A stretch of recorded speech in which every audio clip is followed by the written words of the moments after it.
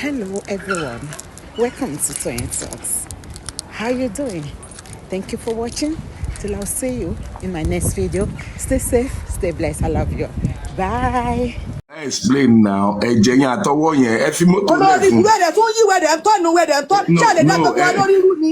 Ẹ gbé wá sókè kó explain ẹ̀jẹ̀ ajẹ́ kó yẹn padà kó wá sọ̀rọ̀ náà ṣó fẹ́ ẹ jẹ́ kú kó ìlú explain. ìyàwó àbíbá ẹni tó bá jọ díẹ̀. Madam kò ń ṣèjà ẹ calm down fún ẹ calm down. Ẹ fi ọ̀rọ̀ mọ́tò lẹ̀ ṣebí ó wà ní CTC kó explain ẹ̀jẹ̀ yẹn àti mark tó wà lọ́wọ́ ẹ̀ yẹn ṣebí CTC náà àti investigation wọ́n ní wọn ò rí àpá lára Mohbad. Àpá là ń wò lórí fídíò tí wọ́n ṣò yẹn ẹ̀jẹ̀ là ń wò lórí fídíò tí wọ́n ṣò yẹn kó wá explain ẹ̀ náà ẹjọ́ nítorí Ọlọ́run gbogbo nǹkan kọ́ níjà ọ̀rọ̀ agbárí lélẹ́yìí fídíò dẹ̀ wà then real life kó wá explain ẹ fi mọ́tò lẹ̀ fún Ọ̀túnba please come up I don't know if you drop yourself gòkè ẹ jẹ́ kó wá explain ẹ̀jẹ̀ yẹn àti mark yẹn ẹjọ́.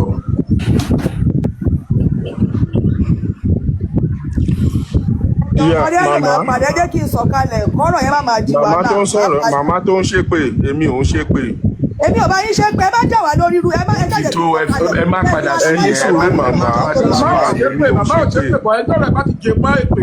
bí kíní ṣe yé yín lẹ ṣe ń ṣàlàyé. Ọ̀túnba explain the mark and the blood jọ tí ẹgbà tí mò ń sọ yé yín ìyẹn ò wá mí pé nǹkan tẹ́yìn believe nǹkan tẹ́yìn rí pé èmi náà gbọ́dọ̀ rí bẹ́ẹ̀ ibi tí ọ̀rọ̀ Mohbad ti dàrú gan lélẹ̀ ẹni tí ò bá ti rí nǹkan tẹ́yìn rí ẹ bẹ̀rẹ̀ sí ní ṣépè fún kí ló dé kí là ń ṣépè fún ẹ̀yin gangan lè máa ń parọ́ púpọ̀ òkè àtẹ́lẹwọ́ tá a sọ yẹn tí owó ẹ̀ là yẹn kí nìyẹn náà sí ti irọ́ tún nìyẹn náà. àtẹ́lẹwọ́ wo ló là. ṣe ẹ rí bàbá yẹn wa ni wọ́n sọ̀rọ̀ ní ẹ ríran ní ìsìtọ́ fi ẹ rí bẹ́ẹ̀ rí àbí ẹ máa sọ pé ẹ rí. rí kí ni mi ò mọ ọ̀kan tẹ́ ẹ ní ìná ẹ ní àtẹ́lẹwọ́ kí ló wà látẹ́lẹwọ́ mi kò yé mi. bá mi play video yẹn fún un bóyá kò tí gòkè ń gbà ẹ play video yẹn fún ẹjọ́ pa. Papariano, mute your mic. Mute your mic. Ẹ play video yẹn fún ẹjọ́. Papariano. ṣebí nǹkan tí wọ́n ń sọ fún wa ni pé ọwọ́ Mohbad wú ó wà swelling náà àbí wọ́n lọ́wọ́ ẹ̀ wú ọwọ́ tí mo fẹ́ fi wọ̀nyí ọwọ́ tí wọ́n sẹ́ndì sí nọ́ọ̀sì sáàdédé ọwọ́ tí wọ́n sẹ́ndì sí nọ́ọ̀sì ni tí wọ́n sọ pé ó wà swelling wọ́n wá lọ lo effect Papariano put on the screen na ẹjọ́ put on the big effect ni screen. wọ́n lò fún ó yẹ play video effect yẹn fún ẹ play video madam.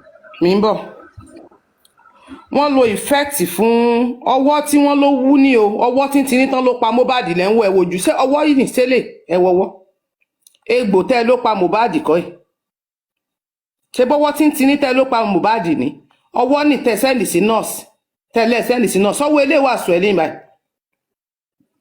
sọ́wọ́ ilé wú báyìí ibo lọ́wọ́ tó wú wà ń bí ó ní bó lọ́wọ́ tó wú wà ń bí báyìí ọwọ́ tẹ́ sẹ́ndì sí nọ́ọ̀sì ní ṣé ọwọ́ tíntínní lẹ sọ pé ẹ gba abẹ́rẹ́ sí ṣe hàn pé spending náà sọ ní kóòtù pé sọ́wọ́ tí ọpọwọ́ kò possible kọ́wọ́ tíntínní yẹn pààyàn wọ́n dẹ̀ bí dàrúsà náà lọ́wọ́ pé kò possible kí irú ọwọ́ báyìí tó ọwọ́ tẹ́ ẹ kú lọ́mọ́ ní madamu tí ò sẹ́jẹ̀ mbẹ́ ẹ má ṣe madamu ẹ fi mí lẹ̀ ẹ jẹ́ ń sọ̀rọ̀ ọwọ́ náà sọ pé ó pa Mohbad.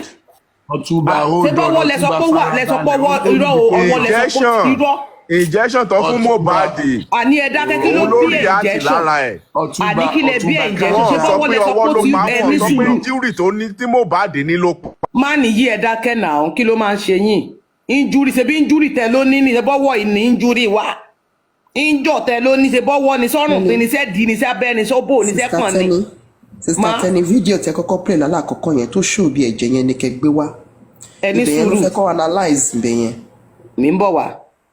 wọ́n ní abẹ́rẹ́ ni wọ́n gbà sí Mohbad pé ńgbà tí ọwọ́ ẹ̀ bẹ̀rẹ̀ sí ní wú tọwọ́ rẹ̀ bẹ̀rẹ̀ sí ní wú Mohbad sí ní pains ọwọ́ tó ń wú ní tó ní pains ẹ̀jẹ̀ dà ń bẹ̀ kò sí. now mo ń bọ̀ ọwọ́ èwo lẹ ní kí n fi wọ́n ṣé bí àtẹ́lẹwọ́. èyí tá a wò láàárọ̀ yìí náà àtẹ́lẹwọ́ Ilé tẹ kọ́kọ́ play lẹ́ẹ̀kan yẹn kó tó di pé ọ̀tún bá wá sí. ẹ̀jẹ̀ tó wà ní mọ́tò. ìkọlélẹ̀ àtẹ́lẹwọ́ Mohbad lélẹ̀ ṣé máàkì kọ́ ni Ọ̀túnba. no ẹ zoom in kò lè rí dáadáa ẹ zoom in. ó ní mo ti súnmọ́ ẹ̀ kọjá là ó ní. Ọ̀túnba look at that black spot Ọ̀túnba look at that very well okay So, kí ló ṣe black spot. ẹ̀jẹ̀ nìyẹn náà mark ni náà Ọ̀túnba. Mark ní látẹlẹwọ́ ẹ̀. Ṣé rí àwọn pípù yìí tẹ́ ẹ̀mí òráyè tí wọ́n ẹ̀kan máa stress ara yín ó ní. ẹ fi ẹ̀jẹ̀ yẹn hàn ẹ̀jẹ̀ yẹn dà. Papariano dẹ̀ ní scientist ni ẹ. Ọ̀túnba máa change it, just focus. No, I'm talking to Papariano. Papariano dẹ̀ ní scientist ni ẹ. Kí lè lè Face them, ṣe? not me. Face them. Face them. Papariano ìwọ náà dẹ̀ ń support wrong narrative. You see? Èmi ń tẹ́mi kọ́ mọ̀ ni pé ẹ̀yin pípù yìí bẹ́yàn èmi ò kí stress ara mi lé yín lórí honestly mi ń dára mi láàmú lé yín lórí. African pé ẹ ti mọ tẹ́ ẹ mọ̀. African TV. Miss Teni. African TV. Miss Teni, please, let me ask you a question, please. African TV. I mean, hold on, Otumba. African TV. Otumba, how are you? Ẹ jẹ́ kí n béèrè question lọ́wọ́ African TV. No, Otumba, I want to ask you a question. Otumba, how are you, sir? Drop mi, mo mọ̀ pé ẹni pẹ́ drop mi. Otumba, how are you, sir? I want to ask you a question. Otumba. Ẹ jọ̀ọ́ ẹni sùúrù, ẹ jẹ́ kí n béèrè question lọ́wọ́ African TV.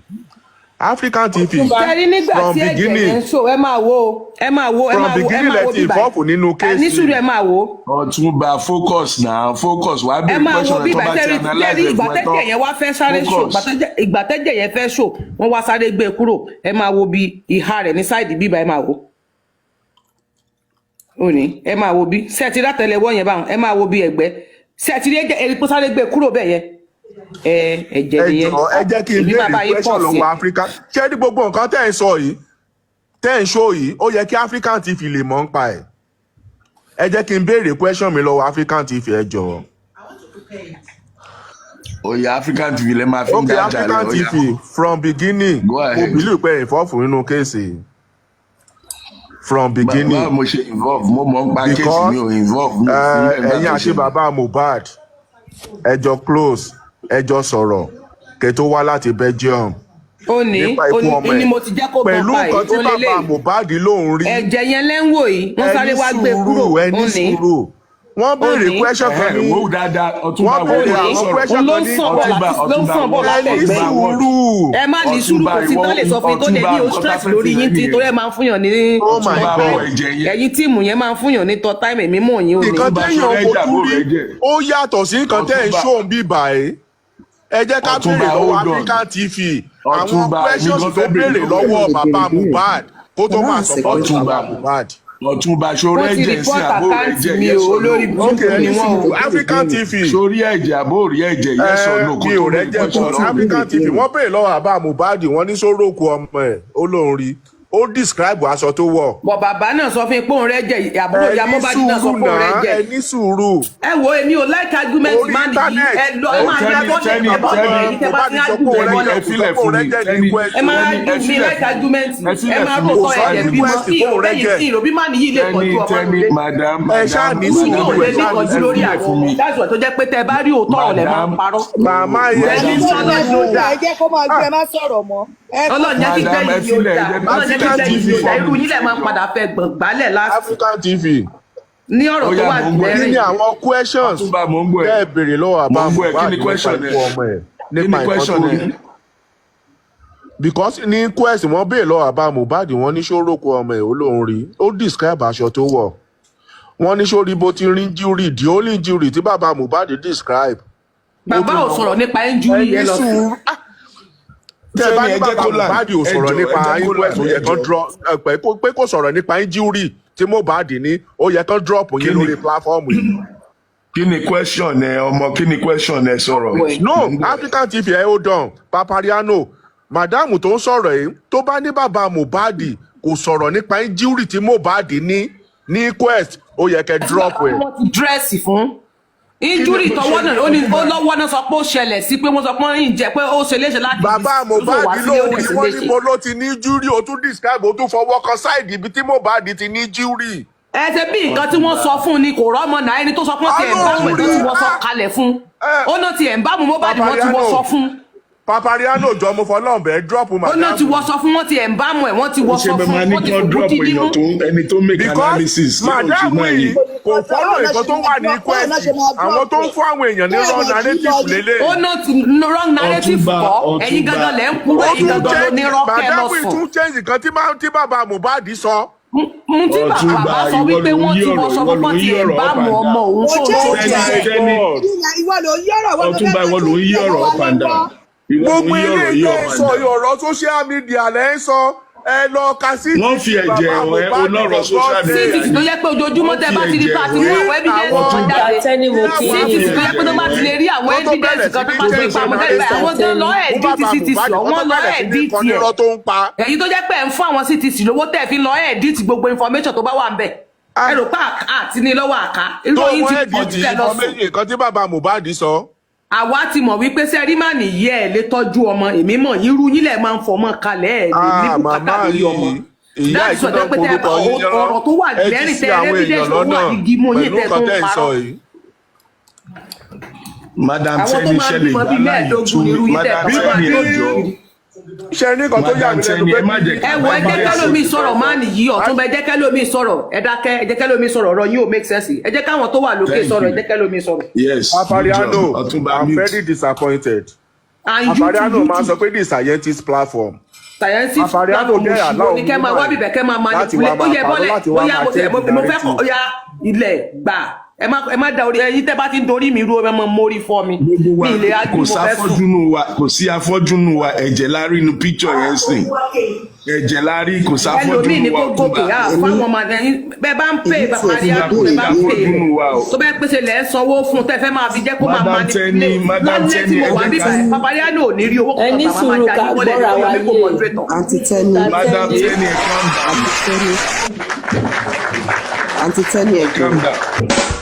ẹ jẹ́ kí sáré sàn kankan please ṣẹlẹ̀ tẹ́ bá ti ẹ jẹ́ sáré sàn kankan má bínú ẹjọ́ tẹ́ bá ti analyse tán ẹ give room fáwọn yòókù náà láti sọ̀rọ̀ don't interject them tó bá ti mo wá ti ṣe fi wọ́n tán ẹ lẹ̀bọ̀ lè wá béèrè má béèrè nìyẹn manipulate kẹ́lómi ìṣòro wá má lẹ́nu nìyẹn kò sùúrù. sáàyè mọ́ yẹ ṣe àwọn àkókò kẹ bá sàyè tó bá fi hàn láyé ọkùnrin yẹn ló sọ. àní tí má nìyẹn ti pọ̀jù kẹ́lómi sọ̀rọ̀ jẹ́jẹ́ kẹ́lómi sọ̀rọ̀ tí má nìyẹn rọ́ọ̀lù béèrè tó jẹ́ ká béèrè lọ́wọ́ wọn sìn ẹ jẹ́ ká béèrè lọ́wọ́ wọn kó tó di pé drop wọn. láwọn tó jẹ́ wípé ẹgbẹ́ wọn gòkè báyẹn tó pé ìbéèrè là ń béèrè ẹ má dúdú béèrè tá a ti béèrè bí tó tún yí a tún fọwọ́ wọn ní rọ́ọ̀nì àbọ̀rọ̀ wọn ní rọ́ọ̀nì. ẹ jẹ́ ká gbọ́ nǹkan tó ń sọ ẹ kàn ń sọ gbogbo ẹgbẹ́ ti because dàrú. not talking anything that makes sense please. then wait ó ní pé kò sí ó ní nǹkan tó gbà tó ń pé ṣẹ́jà nílẹ̀ ẹ̀jẹ̀ nílẹ̀ àbẹ́jẹ̀ kò wọ́n rẹ́rìn àbí nǹkan tó rẹ́rìn sí wọ́n ní kì í ṣẹ́jẹ̀ ìgbà ẹni sọ fún disappoint nínú papariano nígbà tí bẹ́ẹ̀ gbọ́ nǹkan tó nírọ́ ní gbogbo ẹ̀ báwo lèyàn ti máa nírọ́ ni mò ń pa ní nǹkan tí kò pè náà rí wọ́n fi lé nǹkan mẹ́rin náà mo fi wọ́n bíbá tó nírọ́ everybody ni. cannot agree with you that's one thing you should know everybody cannot agree with you some people still ẹ kò ń ṣe disagree. dandan náà but kó jẹ́ kẹ́lómi sọ̀rọ̀ bọ̀ kéèyàn kan máa sọ̀rọ̀ yóò máa fún yàn ní ẹ̀kọ́ What rí side are you in? kí má nìyẹn bá ti sọ̀rọ̀ tán kó ń dákẹ́ kó jẹ́ kẹ́yìn tó kù sọ̀rọ̀ that's it but ó nìkan ló ń sọ̀rọ̀ náà. mi ní kẹ́ agree pẹ̀lú bí ẹ máa ń pé orí platform mo ti analyse ọ̀rọ̀ mi ní ilé gbé wa ó lọ́rọ̀ tó débẹ̀ nísìnyí tó fi dàbí pé bóyá mo fi hàn yín mi ò sọ pé mo fẹ́ gbé evidence wá fún yín bíbà ẹ̀ mo wà lọ́dọ̀ mi lọ́ọ̀ mo ti ní nǹkan mi lọ́wọ́ láti 2023 so that's it gbé mi kúrò ní kíní ẹ gbéra yín síbẹ̀ ẹni tó bá fẹ́ wọ biscuit kó wọ biscuit anyway. báwo ni kéèyàn ṣe kí n máa gbọ́ ọ̀kan kéèyàn máa change ọ̀rọ̀ tí yíyàn lọ́nu yíyàn lọ́fun kó lóòótọ́ kan máa yíyàn máa mú mi rí fọ́ mi ń tèmi mi ò ráyè gbogbo kéèyàn máa manipulate kan máa róòótọ́ ọ̀rọ̀ kéèyàn àgbàlagbà nígbà tí ṣe pé mi gba bribe mi ò dẹ̀ ga sẹ́yìn rẹ̀ tó bá ga sẹ́yìn rẹ̀ ló máa páàkì the irú wọn question I lẹ́yìn. want you to ask them next time they come my question is Call he him said now, there let is him no come back blood now, pick him up. I can drop he for said him. there is no blood when they asked him is this blood or not he was laughing isn't it now my question to him is that is she not I mean or is Otuba not telling us that there's no stab never there's no stab on Mohbad's body at all that's my question and where did the blood come from if the juve was soaked not stained it was soaked like what Baba said where did the blood come from that's my question I want to ask him. Okay, all right. Can I say something about the blood? I mean, first of all, we cannot ascertain if that was a stab. Okay, we saw a blood. Yes, it's definitely blood. But can we ascertain that was a stab wound? We don't know.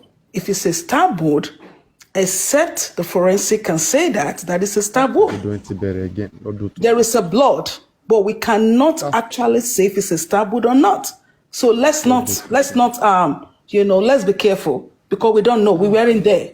So we can't say if it was a stab wound. Okay, so what created the blood? So the blood is that a period? Is it a lesser period? I didn't say it's a stab. I didn't say You said a lesser period because I don't understand why you are thinking like this. I just show you some evidence. I didn't say maybe what created the blood? Is it a lesser period? Okay, all right. So the point is this. Jesus. Okay, so Sister Teni, so first of all, I want to say that you've done well. What you showed, it actually blew my mind. And I think that, and if this was in the record, it will stand the test of time. So my thing is that Mohbad's palm shows a mark with the blood.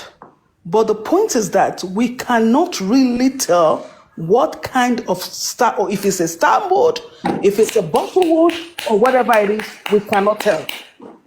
We cannot really say what kind of wound that was. But I know there is a wound in Mohbad's hand showing through the picture that we just saw. Except this shake kebab sauce. Is it kebab sauce? I'm sorry? Kebab. Maybe it's ketchup. Ketchup, yeah. No, it's not a ketchup. No, it's not ketchup. You said it cannot be blood. So No, it's not. No, I'm not saying. No, listen, what I'm saying is I'm not actually telling you that is not a wound. That is a wound. And if you look at the video very well, it's two.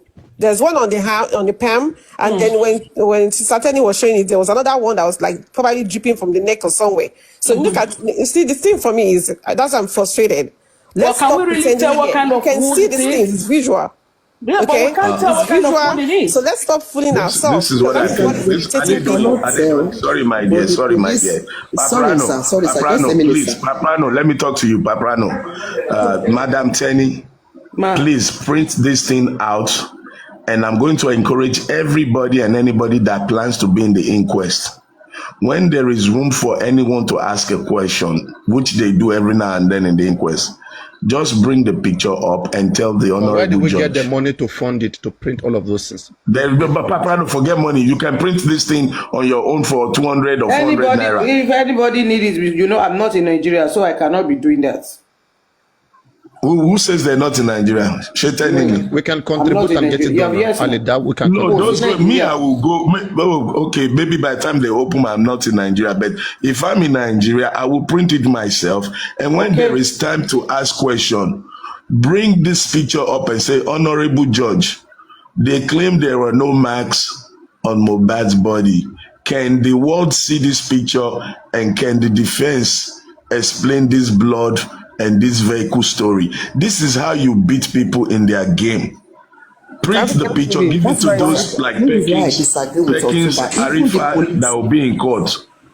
The reason I'm suggesting this, sorry my dear, hold on. So no, I can't hear you because I'm talking. I can't hear you. The reason I'm suggesting this is because if the legal team is compromised and they are not going to use it, the public can raise it when they have the chance to ask questions. Just like Moses asked question that day, he would raise this picture and say, Your Honor, contrary to what we've heard, this is blood, this is the vehicle that was used, and the judge will be placed on the spot to admit that into evidence as long as they give you room. This is because if the defense is compromised and they're playing us, and because we don't have a legal representative now, if Bankole does not go back in and no foundation is allowed in, the public can use this to stand and say, please, judge, explain this to us, or get them to explain this to us. This is just one strategy that can be used to fight for Mohbad. Or we can even send it to Prime Boy Lawyer. Prime Boy Lawyer is there. That's a good point. Thank you, Paprano. Prime Boy Lawyer can bring that up again. Good job. That's a very good point, African TV. Good points.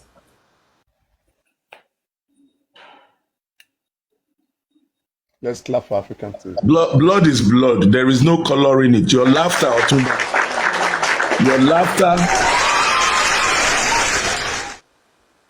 Your laughter in the face of hardcore evidence for me is unacceptable, because you try to ridicule the integrity of the evidence that we are all looking at. The only way I will agree with you, Otumba, if you can prove that it is a Photoshop.